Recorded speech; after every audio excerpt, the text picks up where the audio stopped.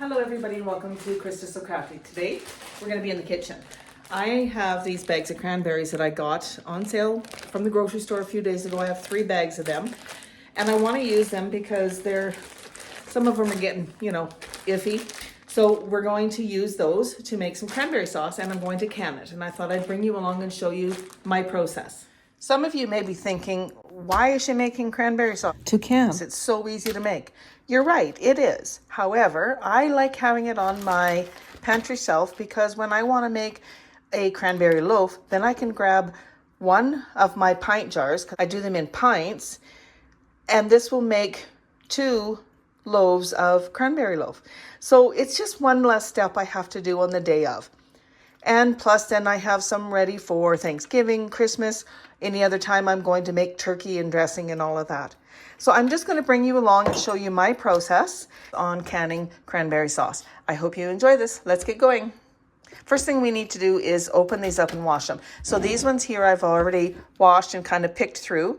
And so I ended up with, I'm going to call that 3 cups. And if you follow the recipe on the back of the bag, it tells you you need 3 cups of fresh or frozen cranberries. Mine are fresh.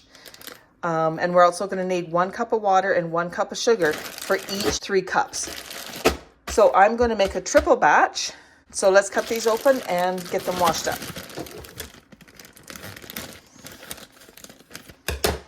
So I'm going to dump them in my strainer. And I'm going to use cold water. I'm just going to rinse them off to pick out any that are not good, like that. See, it's just all not happy. So that's why the store had them on sale, is because, they were getting to the end of their shelf life. However, they're still going to make a beautiful cranberry sauce that we can use, like I said, either with our turkey or in a cranberry loaf. All right, I think that's good. I'm going to take them over and put them in my big pot and we'll continue on. So here's my pot. I'm just going to dump these in there. Whoops, there's one more. And I've already washed these ones, so I'm just going to dump those in there. And I will cut this bag open and do the same thing. All washed. Let's put them in here. So now I'm going to take this over to the stove and we'll continue on with the recipe. We need to boil the water and the sugar together first, and then we'll add the cranberries. So I'm just going to add these back into my colander. So I have my pot. I'm going to get 3 cups of water because remember I have 3 packages of cranberries in here, minus a few that got thrown out, but that's okay. So I'm going to do 3 cups of water and 3 cups of sugar. So here is our 3 cups of water. And I'm going to add in 3 cups of sugar. 1, 2, 3. And then I'm going to turn my stove on to about a medium high. And I'm going to heat this up and get all that sugar dissolved. So let's get a wooden spoon here and get this stirred in. Now that our sugar is dissolved, I'm going to take and dump in our cranberries like this. And what I'm going to do now is I'm going to bring this up to a boil and then turn it down so it's just simmering, and I'm going to let these cook until all of the cranberries have popped. There we go. They are boiling like crazy. So I'm going to turn the heat down just a little bit, just enough that it keeps the simmer going, but we want these to get soft and to pop. Okay, I think these are good.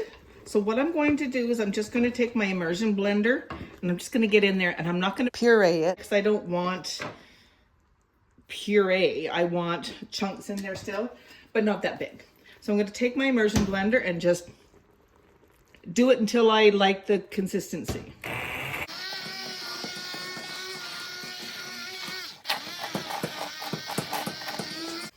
Get all that goodness off of there. And now I'm just going to go in with my wooden spoon and just kind of squish these. I don't want the berries whole, but I want some chunks left, right? So I'm just gonna make sure that these are all kind of exploded. Okay, so now at this point, I'm just gonna set a timer for 10 minutes. And we're just gonna let this do a gentle simmer for 10 minutes. And that's going, we don't have to add any pectin or anything like that because there's enough natural pectin in here. At this point in time, if you wanted to, you could add, you know, 1 to 2 tablespoons of orange zest. I unfortunately am allergic to citrus, so I can't eat any type of citrus. Lemon, lime, orange, grapefruit, none of that. So I'm not going to add that in, but if you did, right now is when you'd want to add that in. I mean, you could also add in a cinnamon stick and just let it sit here and simmer for that 10 minutes. I'm going to cook mine like this. We'll see you back when the 10 minutes is up. Okay, I'm just stirring it.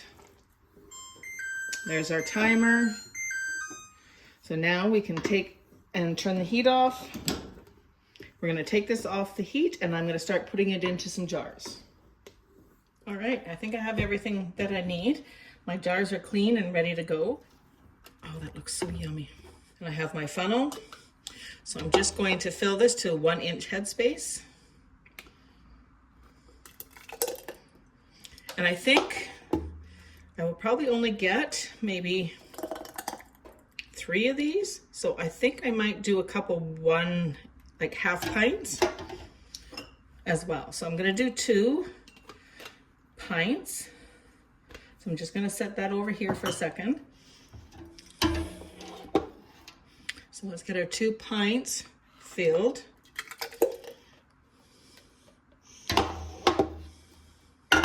And I always put a cloth down because, you know, you're inevitably gonna spill.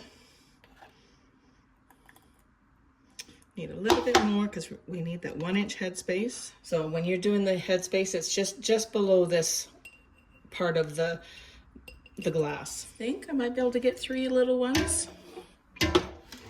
Oh yeah, for sure. I just thought, you know what, it'd be nice to have a smaller size as well as a bigger size, because you never know what you might want to do with it. I've also used this to make like a cranberry kind of gravy for pork chops. Oh my goodness, it is so good. And you see there's still some chunks in there and some pieces as well as the jelly. Okay, so now I think I have enough for 1 more pint. So let's do that. And I'm gonna process these all at the same time. It'll be okay. All right, I need to get a spatula so we can get all of that goodness. So, get all of this in here. Now, if you're gonna use this right away, obviously you don't need to process it. But I want this for my pantry shelf, so I'm going to process it in a water bath because it has enough acidic value.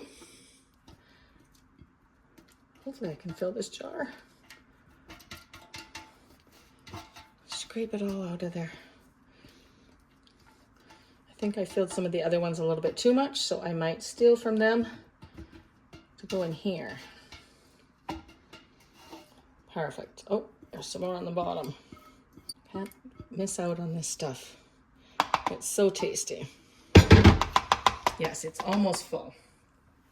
So I'll just get a little spoon here and take a little bit out of here. It's already starting to set up, so I know it's going to be perfect. And out of there, and a little bit out of this one, and that's it. So now, let's scrape that all down. We need to clean our rims. I made a mess here. Wipe that up so it doesn't get all over these jars. I'm going to use some 5% white vinegar to help me get the stickiness off of the rims. So I'm just going to wipe around here like this. This just helps to make sure that there's a good seal, because see that red stuff? That means I spilt a little bit even though I was using the funnel. Just getting some more vinegar. Wipe that down. I don't know if you can hear it, but holy cow, we have some major wind blowing today. We have wind warnings out. I don't remember the last time we had that. It's very, very windy and my dog is off hiding. So here I have some lids that I have washed. Get out of there. So these are all clean and ready to be used. And then I have my rings right here. So then just give it a little bit at the end just to make sure it's finger tight. Like that. And then we can pop these into a water bath for 20 minutes.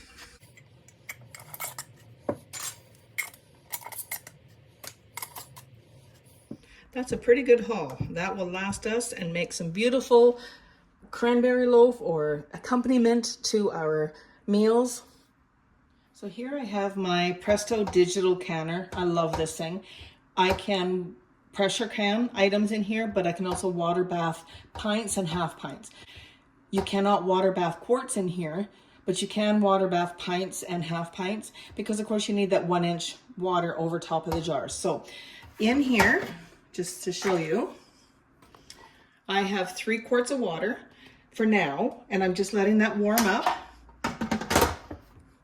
And once it's warm, then we will insert our jars because we want to make sure that the water and the contents of our jars are the same temperature.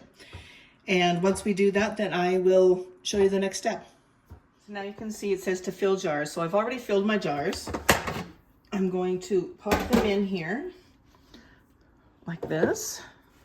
And I am going to put a little bit of vinegar in with my canner as well. That just helps to keep that white film from building up and getting on your jars.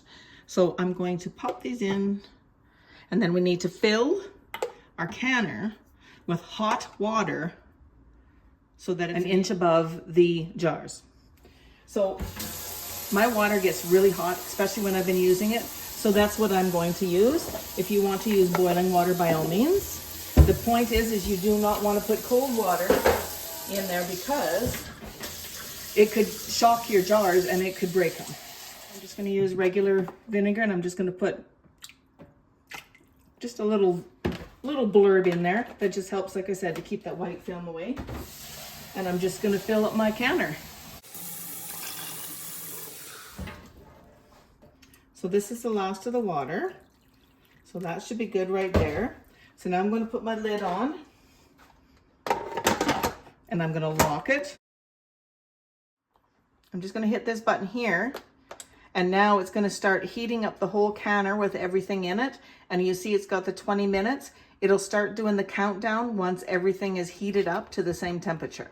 One other thing I wanted to show you is that on the back of the canner, there's a regulator, and it's for venting and canning. When you're water bath canning, you want to remove that and just set it aside. The other thing that I like to do is set up a spot for my jars. So I have just a, it's the same one I was using before, just a little mat.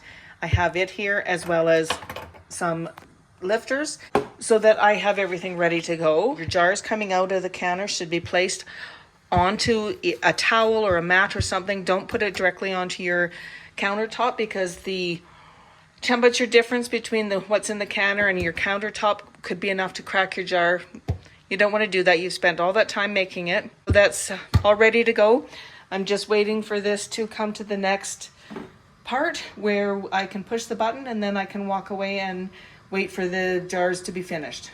Canner just beeped, and now it's telling me that it's starting the cooling down process. So again, I'm just going to leave it. I'm not going to touch it. Just going to let it do its thing.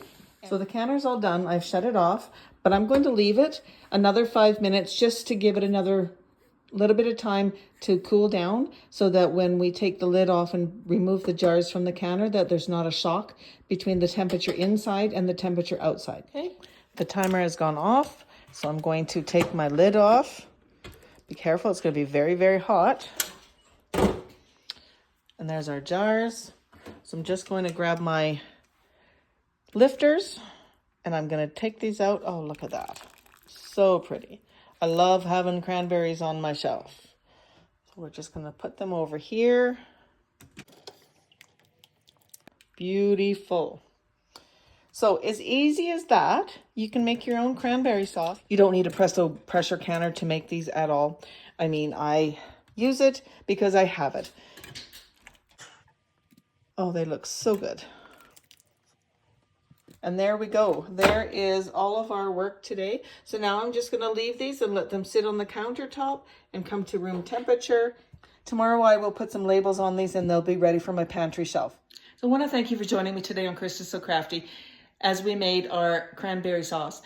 This is going to be so nice to have on my pantry shelf. I enjoy doing this type of thing, so I hope that is something that you enjoyed as well. Thank you again for joining me today, and if you enjoyed this type of video, give it a thumbs up. Consider subscribing to my channel and click on the little bell to receive notification every time I upload a new video.